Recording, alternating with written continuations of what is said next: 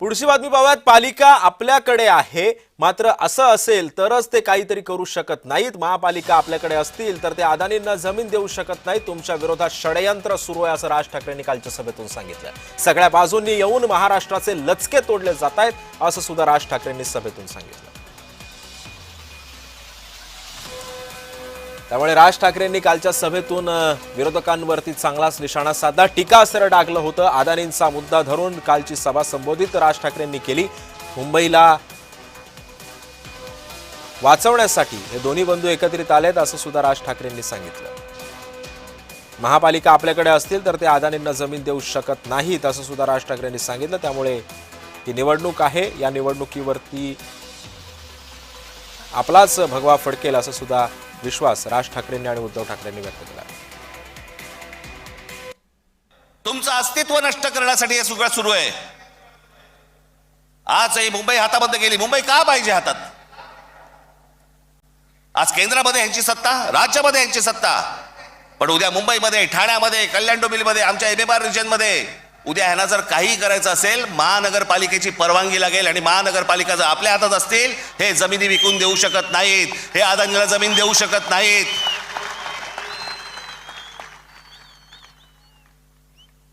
ही गोष्ट ते करूच शकत नाहीत. दरम्यान देशातील सगळी बंदरं, विमानतळं अदानींच्या ताब्यात जाणार आहेत. संपूर्ण विमानतळ विकायला काढणार आहेत राज ठाकरेंनी कालच्या सभेतून सांगितलं. स्वकीयांचा घात करणारे पक्ष राजकीय पक्षामध्ये आहेत. राज ठाकरेंनी कालच्या या सभेतून सर्व मतदारांना आवाहन केलं. सत्ता डोक्यात गेली आहे असा सुद्धा घणाघात विरोधकांवरती राज ठाकरेंनी केला.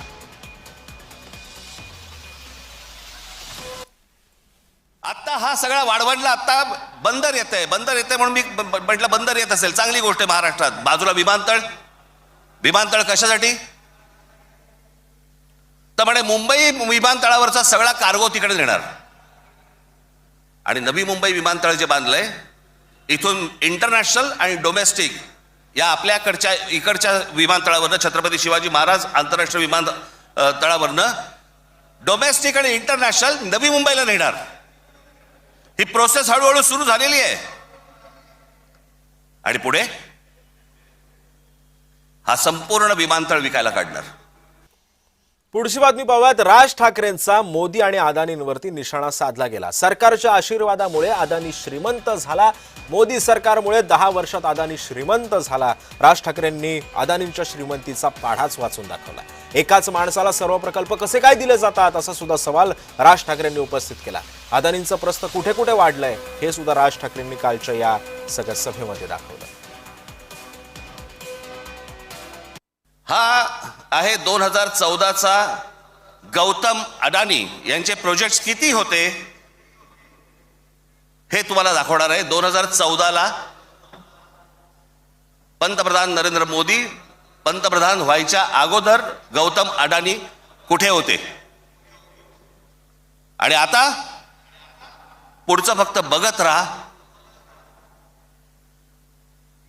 की आता 2024-25ला गौतम अडानी आता कुठे आहेत. फक्त सरकारच्या आशीर्वादाने. पुढची बातमी पाहूयात. भाजपच्या अण्णामलाईंचा राज ठाकरेंकडून रसमलाई असा उल्लेख करण्यात आला. हटाव लुंगी बजाव पुंगी म्हणत राज ठाकरेंनी अण्णामलाईंवरती टीकास्त्र डागलं. काल परवाकडे कोणतरी एक तामिळनाडू बंदर रसमलाई आली होती.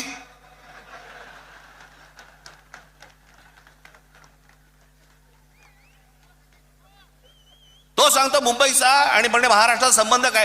तुझा काय संबंध आहे इथे याचा?